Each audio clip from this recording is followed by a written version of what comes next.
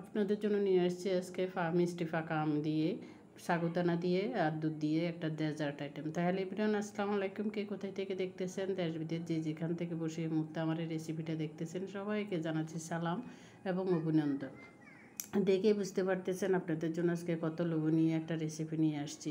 এই রেসিপিটা আসলে যাকে একবার খাওয়াবেন সে আপনার কথা সারা জীবন মনে রাখবে, এত সুস্বাদু হয়। ঠান্ডা হলে তো আরও খেতে আর একটু বেশি ভালো লাগে। তো এই ডেজার্ট আইটেমটা আসলে আমি আরও অনেকবার করেছি, আজকে আপনাদের সাথে শেয়ার করতেছি। তো বিসমিল্লাহ করে শুরু করতেছি। প্রথমে আমি কিছু সাগুদানা নিয়ে নিচ্ছি। সাগুদানাটা আমার ঘরে ছিল, ওইখান থেকে নিয়ে নিলাম। নিয়ে সাগুদানা এখন আমি প্রথমে একটা পেয়ালায় ঢেলে নিচ্ছি আপনাদেরকে দেখানোর সুবিধার্থে। যদি কিছু ময়লা থাকেও সেটাও দেখা যাবে। তো এখন ঢেলে দিচ্ছি একটা ফ্যানে দিয়ে ওইখানে পর্যাপ্ত পরিমাণে পানি দিব। সাগুদানা যা তার থেকে আরও অনেক বেশি পানি দিব। পানি দিয়ে একটু ফুটে ওঠা পর্যন্ত অপেক্ষা করব। আমার এই সাগুদানাটা গ্লাসের মতো হয়ে গেলে ফুটে গেলে তখন আমি এটা চুলা থেকে নামিয়ে নিব। সাগুদানার মধ্যে কিছু ময়লা ছিল, ওগুলো ফেলে দিব। তারপরে এই যে আমার সাগুদানাটা হয়ে গেছে একদম পারফেক্ট। এখন আমার সাগুদানাটা রেডি হয়ে গেছে। এখন আমি এটা ছেঁকে নিব। চুলা থেকে নামিয়ে ছেঁকে নিচ্ছি। ঠান্ডা পানি দিয়ে সাগুদানাগুলিকে একটু ধুয়ে পরিষ্কার করে নিব আর একটু ধুয়ে রাখবো। এখন একটা আমি আমগুলি নিয়ে নিচ্ছি কেটে। এখানে আমি রুফলি আম নিচ্ছি। রুফলি আমগুলি একটু তুলনামূলকভাবে অন্যান্য আমের থেকে একটু বেশি মিষ্টি হয়। একটা আমকে কেটে আমি ফুলের ডিজাইন করতেছি। কত সুন্দর ডিজাইন করা যায় কেটে দেখাচ্ছি। মাঝে মাঝে এরকম করতে ভালো লাগে।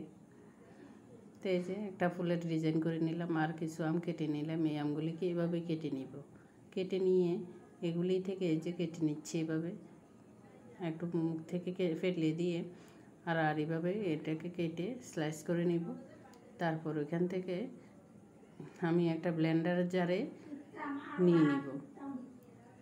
ব্লেন্ডার জারে আমি দুইটা আমকে এভাবে কেটে নিয়ে নিচ্ছি। একটা ব্লেন্ডার জারে দুইটা আম নিয়ে ওইখানে আমি ভরে 2 চামচের থেকে একটু বেশি গুঁড়ো দুধ দিয়ে দিলাম।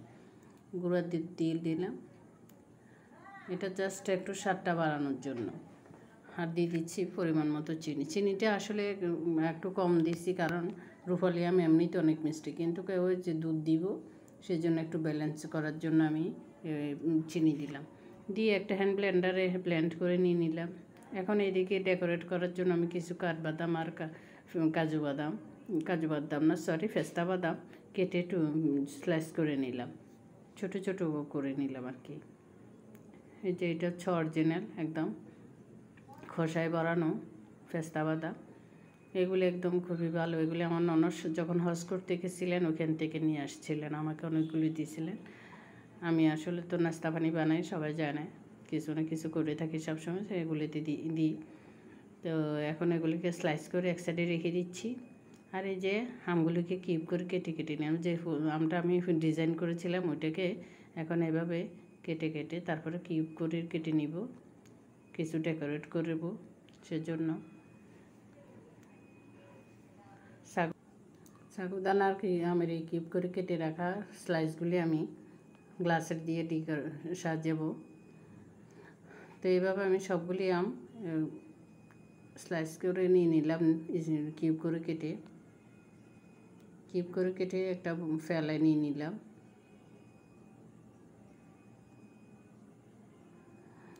এখন কিছু গ্লাস নিলাম, গ্লাসে আমি এই আম সাগুদানাগুলি কেটে সাজাবো। এই গ্লাসগুলিতে আমি সার্ভ করব। তো এখন প্রথমে কিছু আম কুচি দিয়ে দিচ্ছি। আম কিউব করে কেটে রেখেছিলাম ওগুলি দিয়ে দিচ্ছি।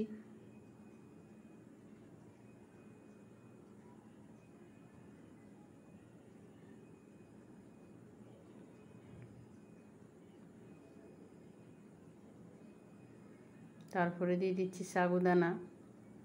সাগুদানাটা দিয়ে দিব।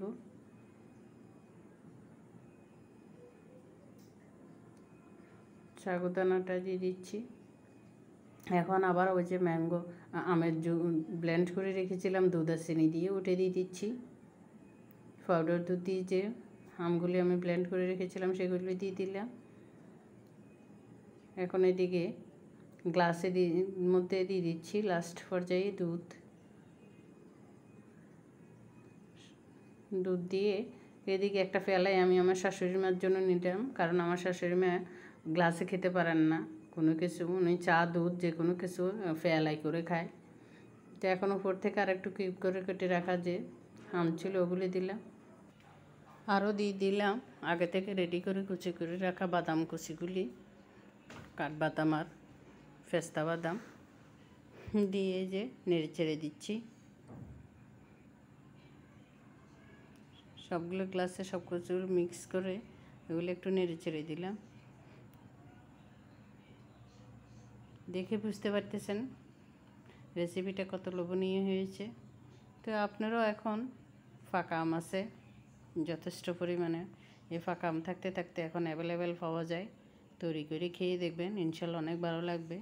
এই যে প্রথমে রেডি করে আমি আমার শাশুড়ি মাকে দিচ্ছি, এগুলি শাশুড়ি মাকে ফেলাই করে দিব। উনি আসলে অনেক কিছু খেতে পারেন না বা খান না, এগুলি খেয়েছেন বলে যে মিষ্টি ভালো লেগেছে, দুধের তৈরি তো টক ছিল না, টক হলে আবার খেতে পারেন না। তো এই যে তৈরি হয়ে গেলো আমার আম সাগুদানা ডেজার্ট। তো কেমন লাগলো?